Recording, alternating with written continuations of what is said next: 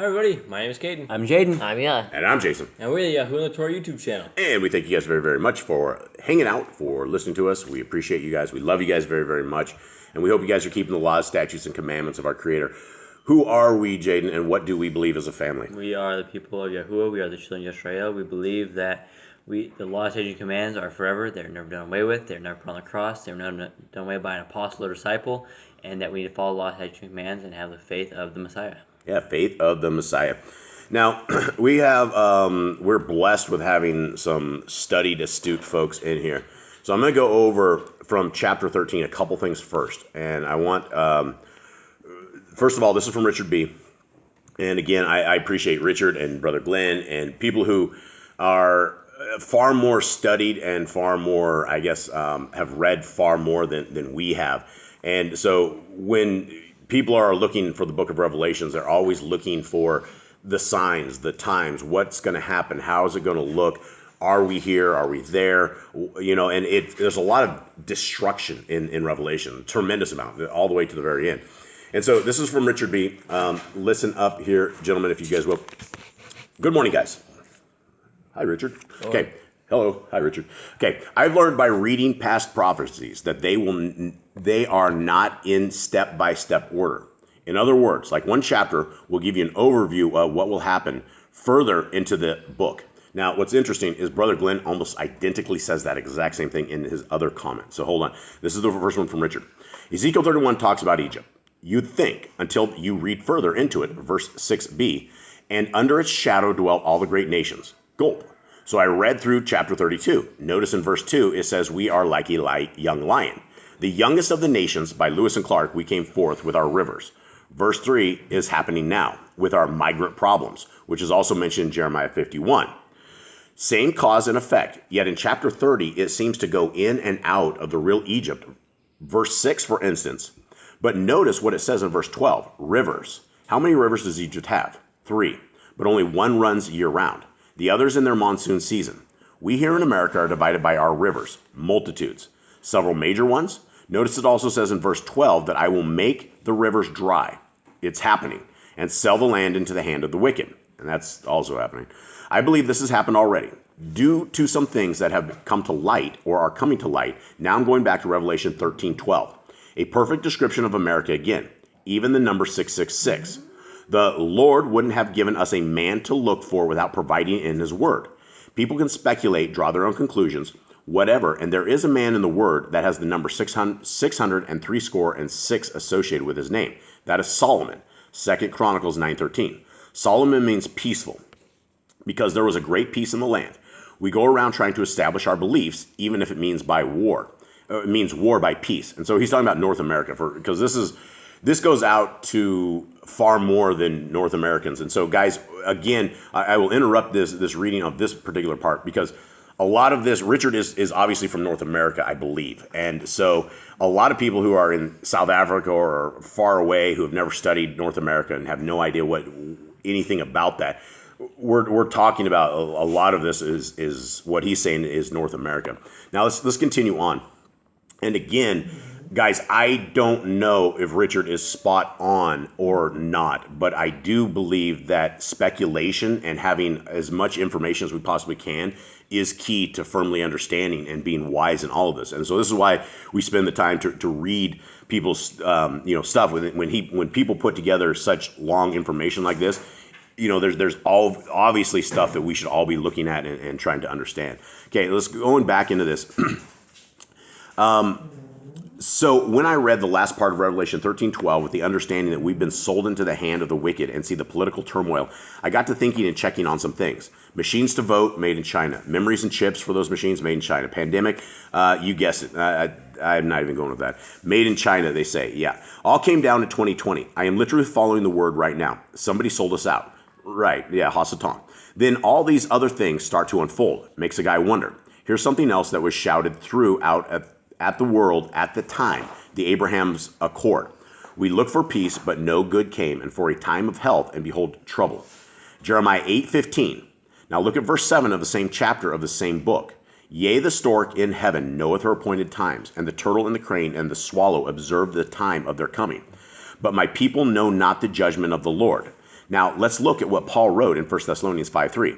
For when they shall say peace and safety, for all they had to do was say it. Notice the capital letter in the middle of the sentence, peace. Now, that's the word again, emphasized. When you read in the Spirit, you start picking up these things. Okay, we won't get into something here, but onto a comment by Glenn.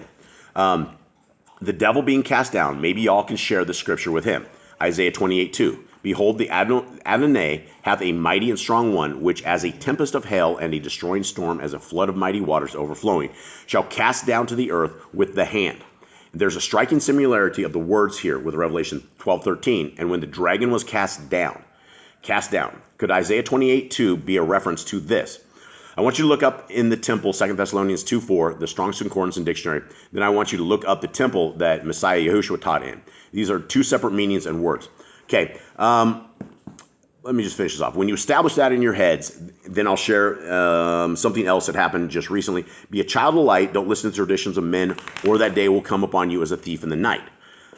So that is Richard's little spiel there. Now, here's where we got Brother Glenn. And again, I just gave him a thumbs down. Sorry, Brother Glenn. Now, here's Brother Glenn as well. And so, again, we're just reading speculation. Here it comes. In order to understand events in Revelation, it is important to understand how the book of Revelation is structured. Many people think that it is a chronological record of events from start to finish, and that the entirety of Revelation is prophecy. There is an order, but it's not chronological, and the first 3 chapters are not prophetic. If we read Revelation with the assumption that it's chronological, it is impossible to understand. There are several places in Revelation where John writes and explains some things in a circular type of way. It's not linear, where it's all a sequential record. It's broken up with visions nested within visions. There's no speculation as to what is meant. Scripture gives us that info. For example, there are two different dragons in the Bible. The first one, called Leviathan, is found in the Old Covenant, and the second one, Satan, occurs in the New Covenant. Job 3:8, Job 41, 1 through 4, Psalm 74, 13 and 14, Psalms 104, 25 through 26, and Isaiah 27:1. Satan is described in Revelation 12:3, 4, 7, 9, 13, 17, 13:1, 2, 4, 11, and 16:13, and 22. Revelation 22 tells us this dragon is the devil or Satan. The dragon appears to symbolize power, Revelation 13:2. Satan is an evil angel and a created being, a cherub who used to live in heaven with Yah. In Revelation, the term dragon is just another name for Satan and is also symbolic of Satan's real power. The sea, a body of water, symbolizes people, multitudes, nations, and tongues, Revelation 17:10. 10 horns are the beasts of 10 kings, 17:12. The woman in purple is a false religion, Revelation 17:18. 7 heads of the beast are 7 mountains on which the horse sits, 17:9. Rod of iron is the judgment by Messiah in 2:27, from Psalms 2:9. The 4 horsemen carrying out Yah's purposes, 6:1, and from Zechariah 1:8, Ezekiel 5:17, 14, 21. Just to name a few. Revelation 13 describes the Antichrist and the false prophet. The 4 beasts of Daniel 7, he said the 4 beasts are nations, and Daniel 7, lion, bear, leopard, and the 10-horned beast become one beast, a single government and its leader, ruled by the Antichrist. And the dragon, Satan, gives the Antichrist his power for 42 months, 3.5 years. The first beast is the Antichrist. He will unite the world under one world government and one world religion. Both of the beasts in this chapter are men. The first beast is the Antichrist, and the second beast is the false prophet, Revelation 20:10 and Revelation 19:20. Economic sanctions will be placed on any who will not worship the Antichrist and take his mark, Revelation 13:16 through 17. You won't be able to get a job, have a bank account, fly on a plane, buy a house or car, have a driver's license or passport, buy food, unless you have the mark. Now, that's the crazy thing, is that particular part has come and is gone.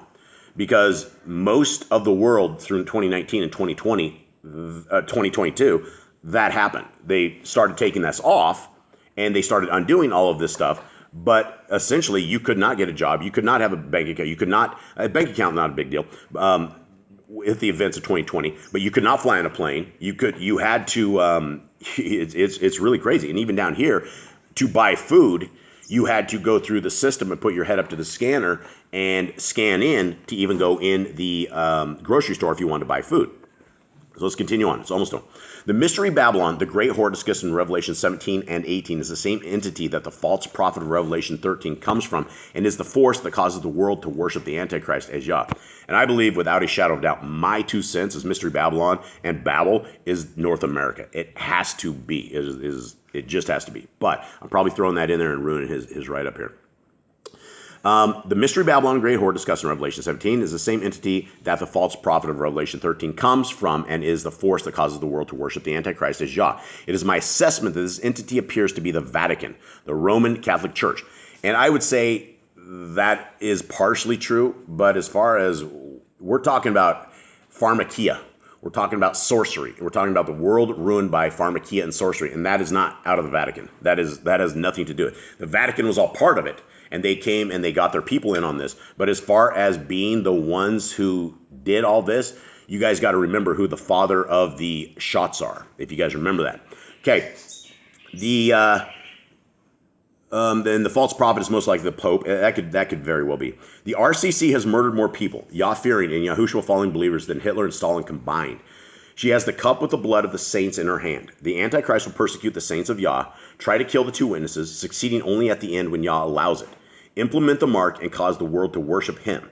Daniel 7:21, Daniel 8:24 and 25, Daniel 11:33, Daniel 12:1, 12:7, Matthew 24, Mark 13, Luke 17:21, Revelation 11, Revelation 12, Revelation 13, Revelation 14, Revelation 17. Okay, the false prophet will help him gain the world's awe. Now here's the speculation. Some say the Antichrist will be a Muslim from the Muslim world, and others claim he will be from Europe. My hope and prayer are that we will recognize him and not fall for his snare. This can be accomplished by not looking for that person, but by looking for the traits the Antichrist will display. And I don't think here's the gig. You're not going to have a Muslim man that rises up. Nobody in Israel is going to follow a Muslim man. Most people outside of Islam are not going to follow a Muslim man and think he is the Antichrist by any chance. So I don't believe that is true. But again, this is all continued speculation. Now I'm going to go even further into this speculation, and I'm going to throw my own 2 cents into this because I'm taking us back to this chapter right here. And I'm going to take us through something that hopefully it doesn't get us in any trouble. Here's wisdom.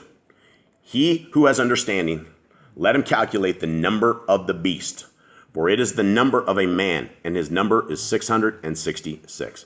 Now, I want to stop there, and I want to take us over to this part right here. And I've done a ton of videos in other places, 153news.net, where I go into this exclusively and extensively. But what you're looking at, my friends, is you're looking at patent 060606. And of all people, it is done by Microsoft Technologies. So this is Mr. Bill Gates himself. Now, you don't have to go too far into anything, but let me tell you from an IT standpoint of where I was in the IT world before there was ever Windows. We had a program called DOS. I grew up in DOS 4. Then it went to DOS 5. And then it went to like DOS 5 something. And then DOS 6 came out. And DOS 6 was amazing. Because DOS 6, when it came out with DOS 6.2, it came out with this thing called double space. And it was the very first compression that we had ever seen. And you could take a 20 megabit drive and you could make it 40 megabits. Right? I'm telling you, 20 megabit drive back in the day was huge, right? That was huge. All we had were a little floppy disk that had 360K, 720. So anyway, I'm taking you through this because my entire life has been following the works of Bill Gates. I have had to work on his crap my entire life and work with his failed operating system my entire life. Now, the problem is here that Bill has come up with a system here that when you look at this, here's you are 145. Inside of 145 is now a special little device. You are now part of a computer. And let me take you right here to this little description and take you down right here about this. And this is something that everyone should understand, is when you have patent 060606 implemented into your body, this is some of the stuff that it can do. Some exemplary embodiments of the present disclosure may use human body activity associated with a task provided to a user as a solution to mining challenges in cryptocurrency systems. For example, a brain wave, or body heat emitted from the user when the user performs the task provided by an information or service provider, such as viewing advertisements or certain internet services, can be used in the mining process. Instead of massive computation work required by some conventional crypto systems, data generated on the body activity of the user can be proof of work, and therefore a user can solve computationally difficult problem unconsciously. Accordingly, certain exemplary embodiments of the present disclosure may reduce computational energy for the mining process as well as make the mining process faster. Now, I will explain this very quickly to you and what this means. This means that you are part machine. When you sleep at night, you can get ads served to you. When you further read this discussion of this, when you wake up in the morning, you can scan your hand and you can get paid in cryptocurrency because of the ads you watched while you were sleeping. Things of your brain waves, your body, based upon your body activity is how they know they serve the ad to you. Guys, this is called man and machine. And so we will leave it at this. For those with wisdom to hear and eyes to see. Now, I'm not saying anything other than informing everybody. There's no medical misinformation here. So simply letting you guys know that my lifetime in the IT world is something that I would say you would probably never want to be forced to have an upgrade your entire life if you want to survive. Okay, Revelation 14. All right, here we go. Is everyone ready? Yep. And I looked and saw a lamb standing on Mount Zion, and with him 144,000, having his father's name written upon their foreheads. Now we know this 100. I feel like this is at the end. This is part of this. So we know the 144,000 are the people that got sealed, right? The angels came down and sealed these guys, and now these guys sounds like they're in some sort of safety. They're out of this mess. And I heard a voice out of the Shemaim, like a voice of many waters, and like the voice of loud thunder. And I heard the sound of harpists playing their harps.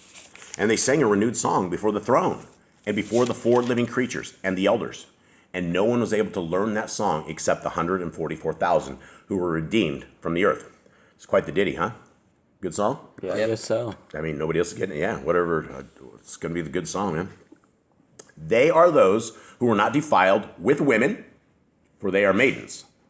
They are those following the Lamb wherever he goes. They were redeemed from among men, being firstfruits to Yahuwah and to the Lamb. Okay, it is very clear here the qualifications of the 144,000, which absolutely would not be me. It would not be your mother. It would not be Miss Nicole. It says who have not been with women. Is that men only then? Well, they are. I mean, or is it that says, so they, for people that have never been together? It's in the Sefer. It says they are virgins, right? And so when it says they are maidens, that means I think it's men and women. I think children, youngsters, right? People who have not defiled themselves and have not been active with a man or a woman. That is what it clearly says. Okay, so if we're looking at who are the 144,000, a lot of people are like, well, I have people all the time. They're like, oh, I'm 144,000. You will have the Jehovah's Witnesses. Every one of them think that they have this thing all dialed in, and they know exactly who the 144 are. But the very first qualification, it says they're not defiled with women, for they are virgins, they're maidens. They are following the Lamb wherever he goes. Okay, so that would mean that what? That means you're with Yehoshua at all times? Well, and what else? How do you follow the Lamb? You keep the Torah. Yeah, you keep Torah keeper. Yeah, you keep the laws, statutes, and commands of our Creator. That's the only way that we are following the Lamb. It's not a faith-only thing. There is a set of guidelines, obedience that we have to do that we would be qualified as following the Lamb. Okay, so those two things right there, they were redeemed from among men. Sorry, he wants to go out, Miss Nicole. Being first fruits to Yahuwah and to the Lamb. Okay, so hold on real quick. And in the mouth, Jade, will you please pet the dog? Pet the dog, Jade. Okay, and in their mouth was found no falsehood, for they are blameless before the throne of Elohim. Okay, so what do you guys make of this? It's like they were like perfect in their ways. They were like fully committed to the Torah, fully committed to Yah. Yeah, fully committed to everything with him. And let's continue on. And I saw another messenger flying in the mid-Shemaim, holding the everlasting good news to announce to those dwelling on the earth, even to every nation and tribe and tongue and people, saying with a loud voice, revere Elohim and give esteem to him, because the hour of his judgment has come, and worship him who made the Shamayim and the earth and sea and fountains of water. Okay, so what does it say up there for revere, Eli? It says fear Elohim. Okay, what do you guys make of this? Anyone? I mean, if you are revering Elohim, you're keeping his commands, you're respecting what he said what to do, which was follow my Torah. If you're eating bacon, if you're eating pork, are you revering Elohim, Eli? No. Why not? It's more like an attack on him because you are disobeying him if you know that you're not supposed to be eating that. What if you get a Christmas tree and get a whole bunch of presents and get on your knees and open the presents in front of the Christmas tree? That's also not revering him. No. What about going to a 501c3 Sunday worshiping church and putting money in the tithing and then going out to eat dinner afterwards? And is that revering Elohim? It's not, because you're not doing it on the correct day. You're not keeping his Torah, and you're not keeping his Sabbath. If it was the Sabbath, then you'd still be going out paying, giving him money, and all that. All right, so what does revering Elohim look like then? Keeping Obeying his commands. Obeying his commands, his laws, statutes, and commandments. That's right. Okay, here we go. And another messenger followed, saying, Babel is fallen, that great city, because she has made all nations drink of the wine of the wrath of her whoring. Now, I don't, I know Brother Glenn thinks this is a Catholic church. I know a lot of people think it's a Catholic church. I think, without a shadow of a doubt, when you put Jeremiah 50 and 51 together and you look at Babel falling here, it could be part of the Catholic Church, but there is no evil in this world greater than North America. And North Americans, I love you guys. That's my hometown. I grew up there. I made millions of dollars in North America. That's how I raised my family. That's how I made it out of there. I love North America. North America, you can do anything that you want to do. It was the land of the greatest opportunity, but that greatest opportunity has turned people into demons, and they don't understand that Elohim Most High is who gave us everything that we had. And so this is very interesting. Babel is fallen, that great city, because she has made all nations drink the wine of her wrath of her whoring. And the third messenger followed them, saying with a loud voice, If anyone worships the beast and his image, and receives his mark upon his forehead or upon his hand, he also shall drink of the wine of the wrath of Yahuwah, which is poured out undiluted into the cup of his wrath, and he shall be tortured with fire and sulfur from the Kodesh messengers and before the Lamb. Okay, so I think, without a shadow of a doubt, the Catholic Church has something to do with everything, right? False prophet, probably the Black Pope. The Pope that's in reign right now is the very first Jesuit Black Pope that we ever had. They had never had anything before that. And for anyone who's ever understood the Jesuits are probably the greatest evil of the Catholic Church. It's the strong arm of evil that will absolutely do whatever it takes to bring their cause to fruition, including murdering people, murdering popes, murdering kings. I mean, they will do everything. The Jesuits are super evil. But yet you will see people from the Catholic Church, and they have Jesuit stickers all over the back of their cars. And I guess people don't really realize the great evil that things are. Now, I think North America is going to use the Catholic Church as well as the Catholic Church uses North America, which they're all in sync. But I believe that everything will probably come out of North America to this great evil. And I mean, look at what North America did to the entire world. When we had the father of the shots who basically did what he did, right? Let's continue on. 11. And the smoke of their torture goes up forever and ever, and they have no rest day or night, those worshiping the beast and his image. Also, if anyone receives the mark of his name. So if you receive the mark, you get no rest ever. Yeah, you just it's terrible. And I mean, when you start worshiping the beast, Yah plagues you, and it's over. Okay, here's a very, very important chapter. Here is what I tell people all the time. This is how salvation occurs, right? Right here. Here's the endurance of the Kodeshim, the saints. Here are those guarding the commands of Yahuwah and the belief of Yahushua. I quote this verse more than any other verse anywhere. I believe it without a shadow of a doubt. This is our way forward, that those guarding the commands of Yahuwah. And again, sticking the commandments on the cross and saying they're not good for you anymore. That's not guarding the commands. And so if you think you're going to be raptured or you think you're going to be saved, and it's not going to go this way. It's messed up. Okay, 13. And I heard a voice out of the Shemaim saying to me, write, Baruch are the dead who die in the Adon from now on. Yes, says the Ruach, in order that they rest from their labors and their works follow with them. Okay? Thoughts on that one? Blessed are those who die now. I mean, that's essentially what it says, right? And the people, they get a If little you bit of die on rest. the good side, you'll be blessed when the rain comes. Yeah, and I mean, it's from the rest of what's happening here. It probably sounds like the easiest way to get out of here. 14. And I looked and saw a white cloud, and sitting on the cloud was one like the bin of Adam, having his head a golden crown, and in his hand a sharp sickle. Our Messiah made it here, right? So here we are. All of a sudden, out of nowhere, all this tragedy, everything we're having, we are going to see our Messiah coming down on a cloud, right? This is going to be a wild thing, right? Is he going to come down? Does he have a sickle, or is this all metaphoric? I think it's metaphoric to his wheat harvest. Yeah. When he says that I have the harvest, but there's not many workers, I think this is what he's talking about. Yeah, and who's going to do the reaping is Messiah. Okay, 15. And another messenger came out of the Mishkan, crying with a loud voice to the one sitting on the cloud, send your sickle and reap, because the hour has come for you to reap, because the harvest of the earth is ripe. Yeah, so I think it's metaphoric. Yeah. And the one sitting on the cloud thrust in his sickle on the earth, and the earth was reaped. And another messenger came out of the Mishkan, which is in the Shemaim, and he too held a sharp sickle. And another messenger came out from the altar, having authority over the fire, and he cried with a loud cry to him, having the sharp sickle, saying, send your sharp sickle and gather the clusters of the vine of the earth, because her grapes are ripe.